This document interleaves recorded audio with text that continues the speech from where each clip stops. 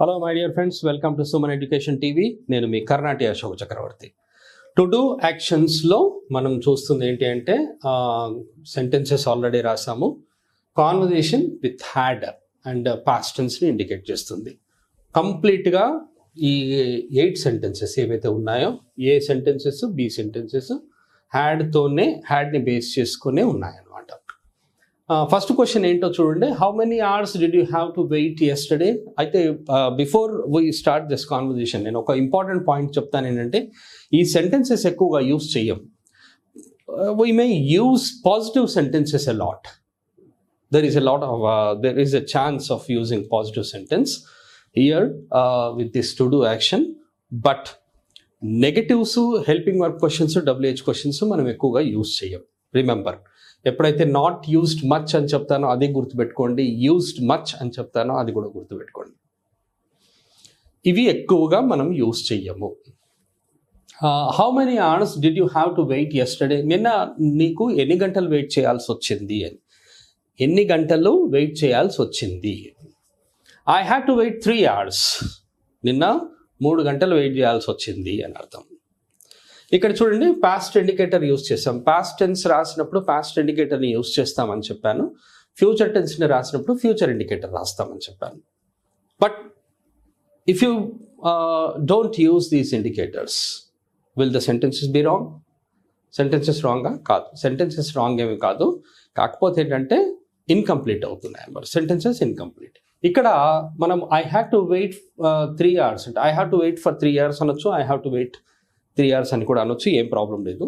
ఇప్పుడు ఇక్కడ I had to wait 3 hours అన్నారు. 3 hours అంటే ఎప్పుడు అంటే yesterday already here the word already క్వశ్చన్లో ఉంది కాబట్టి ఆన్సర్లో యూజ్ చేయాల్సిన అవసరం లేదు. The answer is also the same word. We can understand that the word is understood here. That word is here అన్నట్టుగా. I had to wait 3 hours yesterday అని. Who had to meet you that day? ఆ రోజు ఎవరు నిన్ను కలవాల్సి ఉండే? ఆ రోజు నిన్ను కలవాల్సి వచ్చింది అని. ఆ రోజు నిన్ను ఎవరు కలవాల్సి వచ్చింది అని. Mister Vasu had to meet me that day. ఆ రోజు మిస్టర్ వాసు కలవాల్సి వచ్చింది అని. ఆ రోజు మిస్టర్ వాసు నన్ను కలవాల్సి వచ్చింది అని. వాసుకి నన్ను కలవాల్సి వచ్చింది. Did you have to cancel the party last night? Did you have to cancel the party last night? నిన్న రాత్రి పార్టీ క్యాన్సిల్ చేయాల్సి వచ్చిందా అంటే నీకేమైనా పార్టీ క్యాన్సిల్ చేయాల్సి వచ్చిందా అని అర్థం అనమాట. ఇక్కడ ఆన్సర్ వచ్చేసి yeah, I had to cancel the party last night. అవును, పార్టీని నిన్న రాత్రి క్యాన్సల్ చేయాల్సి వచ్చింది అనేది సెంటెన్స్. ఇక్కడ మళ్ళీ ఇక్కడ క్వశ్చన్ అడుగుతున్నాడు ఏంటంటే did your brother have to attend any interview then? Did your brother have to attend any interview then? అప్పుడు, దెన్ అంటే అప్పుడు అని. అప్పుడు ఏమైనా మీ బ్రదరు ఇంటర్వ్యూ అటెండ్ అవ్వాల్సి వచ్చిందా? ఏదైనా ఇంటర్వ్యూ అటెండ్ అవ్వాల్సి వచ్చిందా అంటే no, my brother didn't have to attend any interview then. లేదు, మా బ్రదర్కి అప్పుడు ఇంటర్వ్యూ అటెండ్ అవ్వాల్సిన అవసరం రాలేదు అని అర్థం. నేను మళ్ళీ చెప్తున్నాను, ఎక్కువగా ఈ సెంటెన్సెస్ యూస్ చేయము. మనకు చాలా ఉన్నా మనము అన్నీ యూస్ చెయ్యము. ఎన్నో టాపిక్స్ ఉన్నాయి. ఎన్ని టాపిక్స్ ఉన్నాయో మీకు తెలుసా? అసలు యాక్చువల్గా ఇంగ్లీష్ అనేది ఒక లాంగ్వేజ్. మనము English is not our language, we have our own language. చాలామందికి వాళ్ళ లాంగ్వేజ్ సరిగ్గా మాట్లాడడం తెలియదు. If we are talking Telugu language, మనం తెలుగే మాట్లాడుతున్నాం అనుకోండి, do we know complete Telugu? మనకు కంప్లీట్ తెలుగు తెలుసా? లేదు. English is not our language, మన లాంగ్వేజ్ కాదు. We have learn that language. ఆ లాంగ్వేజ్ని నేర్చుకున్నాం కాబట్టి ప్రతి ఒక్క టాపిక్ని మీరు చూడాలి అని అనుకుంటే మీరు చూడలేరు. And I can definitely say that, I'm sure of that no one is perfect in anything and nothing is permanent. ఏది కూడా శాశ్వతము కాదు, ఎవరు కూడా పర్ఫెక్ట్ కాదు. Everyone is a learner, even I am also a learner. నేను కూడా నేర్చుకునే వ్యక్తినే. We are all learners. కాబట్టి ఎలా ఈజీగా ఉంటే వస్తుంది అనేది అలా నేర్చుకోవాలి. For example, we are going somewhere. Easy way ఏది ఉంది అనేది మనం చూసి అలా వెళ్తాం. కంప్లీట్గా కన్ఫ్యూజన్ ఉందనుకోండి, ఆ వేలో మనం వెళ్ళం. అండ్ సమ్ డిఫికల్టీస్ ఉన్నాయి, సమ్ స్టోన్స్ ఉన్నాయి, సమ్ ఇంకా ఏవేవో ఉన్నాయి.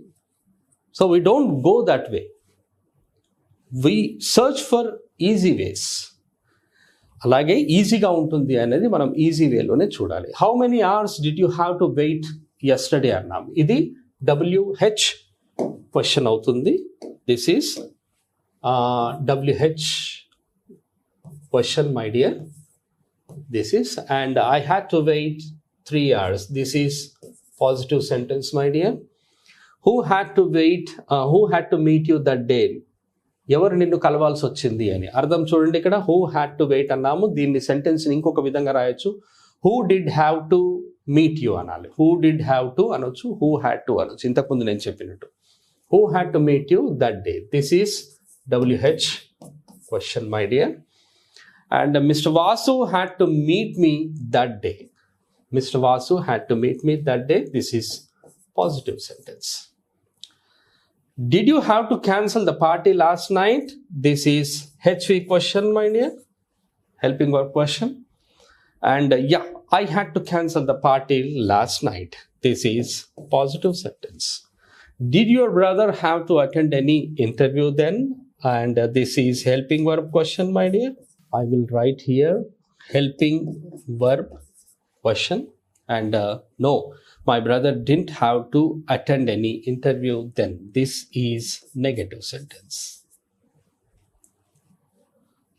చూడండి, ఇక్కడ did have to వచ్చాయా లేదా చూడండి, my dear. Did you have to wait అని వచ్చింది. ఇక్కడ చూడండి, wait. And I had to wait, right? Who had to meet? Mr. Vasu had to meet me. Did you have to cancel? Have to cancel. ఇక్కడ did వచ్చింది కదా, do does did వస్తే have to నే వస్తుంది అని గుర్తుపెట్టుకోండి. And had to cancel. Okay. Did your brother have to attend? Have to attend.